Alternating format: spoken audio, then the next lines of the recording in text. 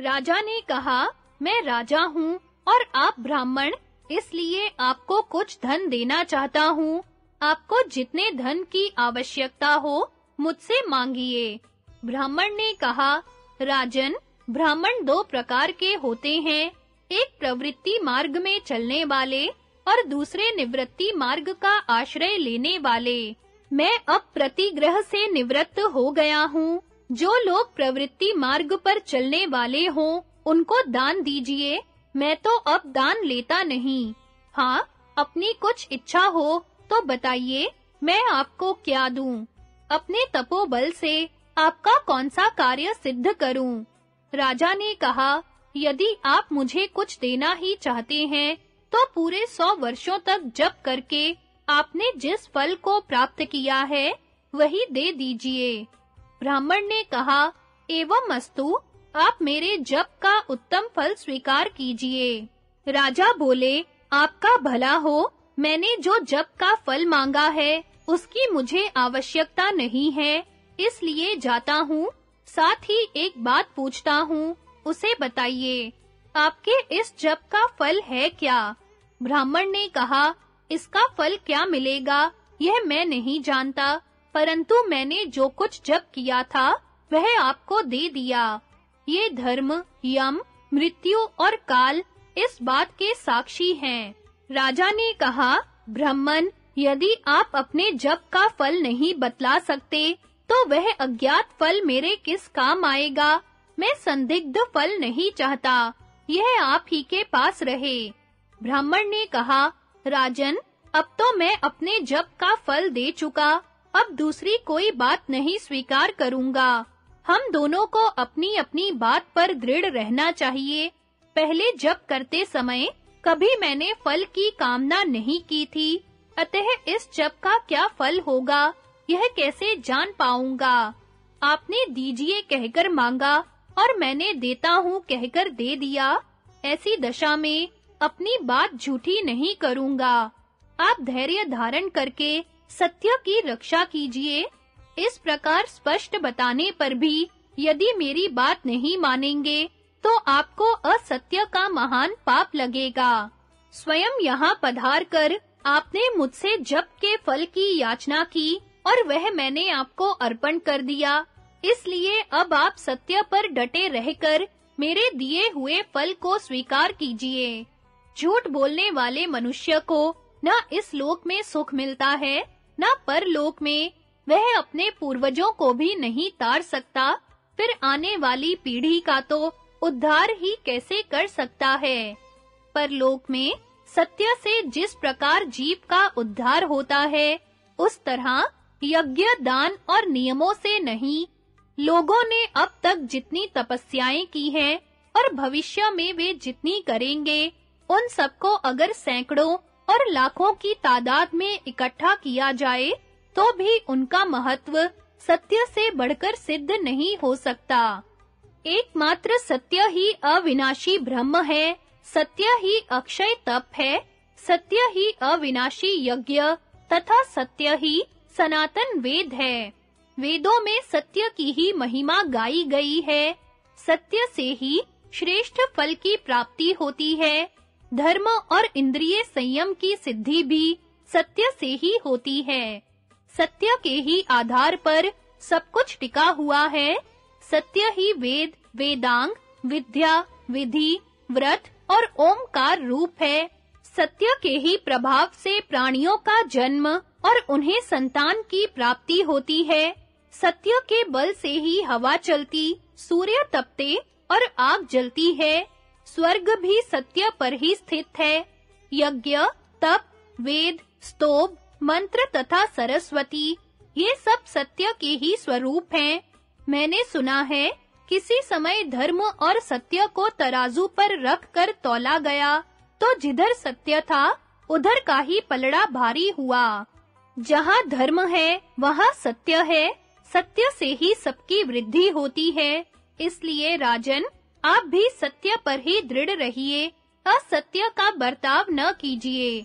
यदि मेरे दिए हुए जप के फल को आप स्वीकार नहीं करेंगे, तो धर्म से भ्रष्ट होकर संसार में भटकते फिरेंगे।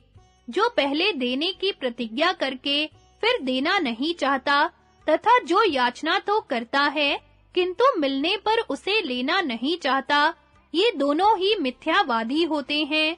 अतः आप मेरी और अपनी भी बात मिथ्या न कीजिए। राजा ने कहा, ब्राह्मण, क्षत्रिय का धर्म तो प्रजा की रक्षा और युद्ध करना है। क्षत्रियों को दाता कहा गया है। ऐसी दशा में मैं उल्टे आपसे ही दान कैसे ले सकता हूँ? ब्राह्मण ने कहा, राजन, दान लेने के लिए मैंने आपसे प्रार्थना नहीं की थी और ना मैं देने के लिए आपके घर ही गया था। आपने स्वयं यहाँ आकर मांगा है, अब लेने से इनकार क्यों करते हैं? राजा ने कहा, विप्रवर, यदि आपने अपने जप का उत्तम फल देने का ही निश्चय किया है, तो ऐसा कीजिए, हम दोनों के जो भी पुण्य फल हो, उन्हें एकत्र करके दोनों साथ ही भोगें। ब्राह्मणों को दान लेने का अधिकार है और क्षत्रिय केवल दान देते हैं, लेते नहीं। इस धर्म को आपने भी सुना होगा। अतः हम लोग साथ ही साथ दोनों के कर्म फलों का उपभोग करें, अथवा आपकी ऐसी इच्छा न हो तो साथ रहकर कर्म फल भोगने की आवश्यकता नहीं है। उस अवस्था में मैं यही प्रार्थना करूंगा कि आप मेरे शुभ कर्मों का पूरा फल स्वीकार कर लें। यह आपका मेरे ऊपर महान अनुग्रह होगा। ब्राह्मण ने कहा, राजन, आपके मांगने पर मैंने जो कुछ देने की प्रतिज्ञा की है, उसे ले लीजिए, क्योंकि वह मेरे पास आपकी धरोहर के रूप में रखा है। यदि नहीं लेंगे, तो मैं आपको शाप दे दूंगा।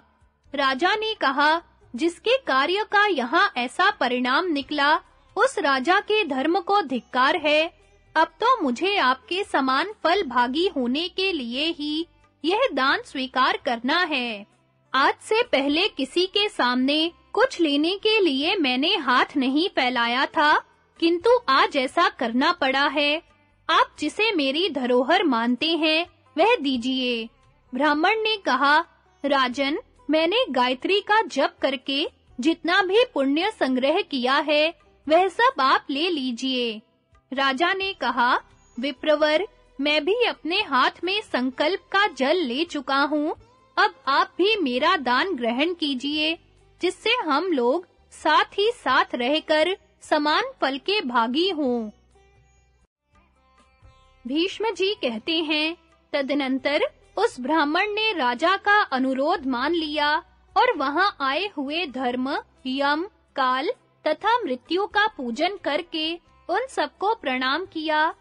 राजा और ब्राह्मण के उपयुक्त निश्चय को जानकर देवराज इंद्र भी बहुत से देवताओं और लोकपालों के साथ वहां उपस्थित हुए। साध्य, विश्वेदेव, मरुदगण, नदी, पर्वत, समुद्र तथा तीर्थों का भी शुभागमन हुआ।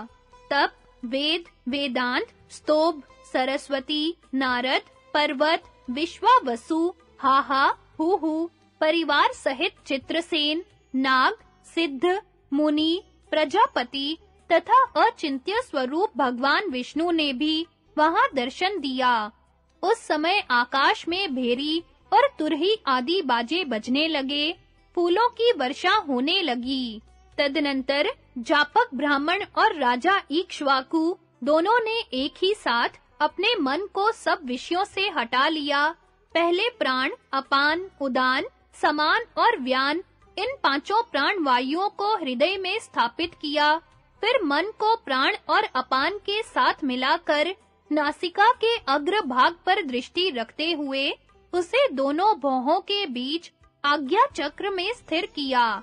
इस प्रकार मन को जीतकर दृष्टि को एकाग्र करके प्राण सहित मन को मूर्धा में स्थापित किया और दोनों ही समाधि में स्थित हो गए। उस समय उनके शरीर हिलते डुलते नहीं थे, दोनों ही जड़ की भांति चेष्टाहीन हो गए थे। इतने ही में उस महात्मा ब्राह्मण के ब्रह्मरंध्र का भेदन करके एक ज्योतिर्मय प्रकाश निकला और सीधे स्वर्ग की ओर चल दिया। फिर तो चारों ओर बड़े जोर से कोलाहल मचा। सब लोग उस दिव्य प्रकाश की स्तुति करने लगे। प्रादेश के बराबर लंबे पुरुष का आकार धारण किए जब वह तेज ब्रह्मा जी के पास पहुंचा, तो उन्होंने आगे बढ़कर उसका स्वागत किया और मीठी वाणी में कहा, ब्राह्मण देव, योगियों को जो फल मिलता है वह जप करने वालों को भी मिलता है, बल्कि जप करने वालों को योगियों से भी उत्तम फल की प्राप्ति होती है। अतः अब तुम मुझ में निवास करो। आज्ञा पाकर वह ब्राह्मण तेज ब्रह्मा जी के मुख में प्रवेश कर गया। इसी प्रकार राजा इक्ष्वाकु भी भगवान ब्रह्मा जी में लीन हो गए। तब समस्त देवताओं ने ब्रह्मा जी को प्रणाम करके कहा, भगवन, आपने जो उस ब्राह्मण का आगे बढ़कर स्वागत किया है, इससे जान पड़ता है जप करने वालों को योगियों से भी श्रेष्ठ फल मिलता है। इस जापक ब्राह्मण को सद्गति देने के लिए ही आपने यह सारा उद्योग किया था। हम लोग भी उसी को देखने के लिए यहाँ आए थे। आपने ब्राह्मण और राजा दोनों को एक सा आदर देकर समान फल का भागी बनाया है। आज हम लोगों ने जप के महान फल को अपनी आंखों देख लिया। ब्रह्मा जी ने कहा, जो महास्मृति और अनुस्मृति का पाठ करता तथा योग में अनुरक्त रहता है, वह भी इसी प्रकार शरीर त्याग करके उत्तम गति को प्राप्त होता है। अच्छा, अब तुम लोग अपने-अपने स्थान को जाओ। यह कहकर ब्रह्मा जी वहीं अंतर्धान हो गए और उनकी आज्ञा पाकर देवता भी अपने-अपने धाम को पधारे।